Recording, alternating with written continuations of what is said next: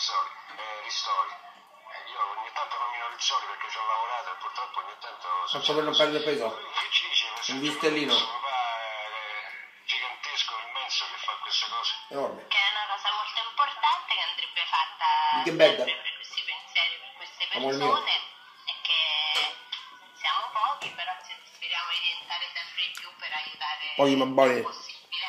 Mica pochi, perché so che già riempita la macchina sono arrivato circa 300 km solo oggi. Nel nostro piccolo, diciamo, nel nostro Lo facessero tutti. grandissimo, grandissimo. Diciamocelo. Tantissimo. Diciamocelo. No, è un bravo papà. Bravo papà. 20 euro gli avevo dato. Vediamo un po' la mamma invece che dice la signora Manuela. L'ex moglie. Sono molto contenta di aver ci credo. sposato parecchi anni fa questo grande personaggio Ci e credo. sono sempre presente quando lui organizza queste cose perché credo Stai sia comoda. fondamentale. Quando si è visibili bisogna provare ad aiutare chi è meno fortunato. Questa è una bella cosa, come ha risposto prima, come ho detto prima Ludovica, ha fatto un grande evento oggi, ha raccolto, sembra che già sia arrivata a 300 coperte.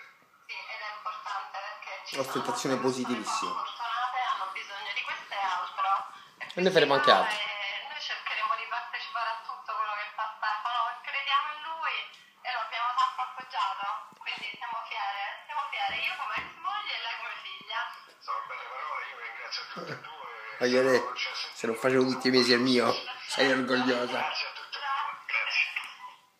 Beh, io direi che dopo questo, secondo te sto male. Via la vita, tutta la vita, bella per me, bella per voi. Oggi sto una favola, sto una crema e spero che voi, amici sconosciuti, siate un po' più a caldo. Grazie a noi, grazie a un po' di cuore e continueremo a pensare a voi. Via la vita.